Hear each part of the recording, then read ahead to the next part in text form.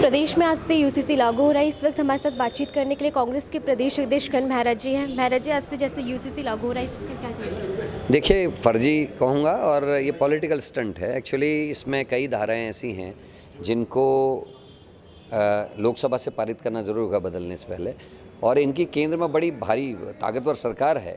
नरेंद्र मोदी इनके प्रधानमंत्री जी जो हैं और अमित शाह हैं, तो ये 10-11 साल की सरकार में इसको केंद्र से लागू क्यों नहीं करे, पहला प्रश्न है। उत्तराखंड को एक टेस्टिंग लैब के रूप में क्यों इस्तेमाल किया जा रहा है। दूसरा, इसमें जो हमारी संविधान की अनुच्छेद 44 है वो बताता है कि यूसीसी कैसा होना चाहिए, समान नागरिक संहिता कैसी होनी चाहिए, उसकी भावना के बिल्कुल विपरीत है। और सुप्रीम कोर्ट अगर जुडिशियल रिव्यू करेगी तो ये एक दिन में नहीं टिकेगा। उत्तराखंड में जो यूसीसी लागू किया, हमको उसमें इनका जो भाग 3 है उसमें 378 से लेकर 379 तक जो धाराएं हैं उन पर घोर आपत्ति है। इन्होंने उसमें लिख रखा है सहवासी संबंध, मतलब बिना शादी के आप किसी से सहवास कर सकते हैं, लिव इन रिलेशनशिप को व्याख्या जो दी है। पहले तो मेरा भारत देश इसकी इजाज़त नहीं देता, और ख़ासकर उत्तराखंड की देव संस्कृति इसको कतई बर्दाश्त नहीं करती। कौन परिवार इस उत्तराखंड में ऐसा होगा जो अपनी माँ बहन बेटियों को बिना शादी के किसी के संग रहने की या सहवास की इजाज़त देगा? ये एक शोचनीय प्रश्न है, और इसको लेकर हम जनजागर चलाएंगे। पूरे उत्तराखंड के लोगों से हम इसमें सैम्पलिंग करेंगे, बातचीत करेंगे, लोगों से को पूछेंगे कि क्या आप ऐसे कानून के साथ हैं या नहीं हैं। बीजेपी इसको छिपा रही है, बीजेपी इस पर कुछ खुलकर नहीं बोल रही है। और मैं ये कहूँगा कि आप टूरिज़्म को बढ़ाने के लिए उत्तराखंड को बैंकॉक नहीं बना सकते। जो चीज़ें हम बैंकॉक इत्यादि के लिए सुनते थे, पटाया के लिए सुनते थे, वो यहाँ करने की कोशिश हो रही है। इसमें यह भी घोर आपत्तिजनक है कि कोई व्यक्ति अगर 1 साल से यहाँ रह रहा है, उसको इजाज़त है वो किसी के संग भी रिश्ता बना के, रजिस्ट्रेशन करा के रिश्ता बना सकता है। मतलब कोई आएगा किराएदार की हैसियत से यहाँ रहेगा, हमारी किसी बहन बेटी के साथ रहेगा, रजिस्ट्रेशन करा के कुछ समय बाद कुछ पैसा और कुछ संपत्ति दे के यहाँ से चले जाएगा।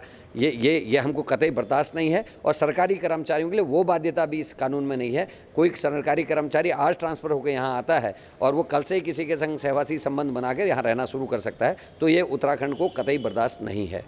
तो जिस तरीके से कल एक घटना सामने आई है खानपुर की फायरिंग को लेकर, उसको लेकर क्या कहेंगे कानून? देखिए, उत्तराखंड राज्य का गठन क्यों किया, इस बात पर आपको और हमको विचार करना चाहिए। लोगों ने अपनी जानें दी।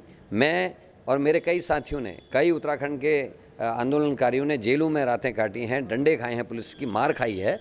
और राज्य का गठन हमने इन चीज़ों के लिए नहीं किया कि चुने हुए और पुराने प्रतिनिधि जो है कानून को अपने हाथ में लेंगे। जिस तरीके से नंगा नाच पिछले 3 दिन से देखने को मिल रहा है, निश्चित ही वो निंदनीय है। और सरकार का संरक्षण दोनों को प्राप्त था, और तब इसमें इतनी देर में कार्रवाई हुई। गोलियां चल गई, दूसरा पिस्टल लहरा रहा है, एक गोलियां चला रहा है। माँ बहन की गालियां इनमें सोशल मीडिया में देते हुए देखे जा रहे हैं, जो शर्मनाक है। सोशल मीडिया को माताएं बहनें भी देखती हैं। जिस तरीके गाली गलौज और भाषा का इस्तेमाल हो रहा है, निश्चित ही निंदनीय है। ये उत्तराखंड की देव संस्कृति के बिल्कुल विपरीत है। और देखेंगे सरकार आने वाले समय में कोरपड़ा चैंपियन सिंह के खिलाफ और उमेश जी के खिलाफ किस तरीके की कार्रवाई करती है। और कार्रवाई नहीं होगी तो इसमें हम और बड़ा आंदोलन करें। कल हम इनके पुतले जला रहे हैं, बीजेपी के पुतले भी जला रहे हैं, साथ में हम प्रेस करेंगे, और परसों को राष्ट्रपति को ज्ञापन दिया जाएगा। इससे भी बड़ी घटना ऋषिकेश में घटी है। जिस उत्तराखंड के वीरों ने, खासकर पर्वतीय क्षेत्र के कुमाऊं रेजिमेंट, गढ़वाल रेजिमेंट के लोगों ने इस देश की सुरक्षा के लिए सबसे ज़्यादा जाने दी हैं, उस पहाड़ के व्यक्ति को गालियां बीजेपी के रैली में दी गई। जिस तरीके की भाषा का इस्तेमाल गढ़वाल के वीरों के लिए भारतीय जनता पार्टी के गुंडे कर रहे थे ऋषिकेश में, निश्चित ही वो सहन करने लायक नहीं है। और इससे ये भी स्पष्ट होता है कि जो यहाँ के मूल निवास की मांग जो उठ रही है, वो किस वजह से उठ रही है। वाकई में यहाँ जिस तरीके की भावना उत्तराखंड के पर्वतीय क्षेत्र के लोगों के लिए, लोगों के मन में आ रही है, जैसी बातें ये कर रहे हैं, निश्चित ही ये निंदनीय है। कल नरेंद्र मोदी जी भी आ रहे हैं। देखिए, स्वागत है, पर उत्तराखंड को कुछ दिया नहीं। ना अंकिता के न्याय के लिए कोई क्या कार्रवाई की, ना महिला अपराध जो बढ़ रहे हैं उस पर कोई कार्रवाई की, ना यहाँ के भर्ती घोटालों में वो कुछ बोले, ना कोई स्पेशल पैकेज दिया है।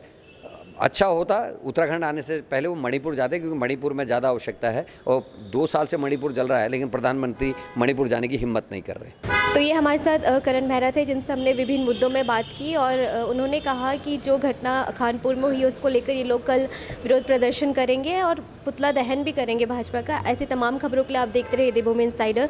वीडियो जर्नलिस्ट विवेक के साथ प्रियंका रावत की रिपोर्ट। डाउनलोड करें देवभूमि इनसाइडर।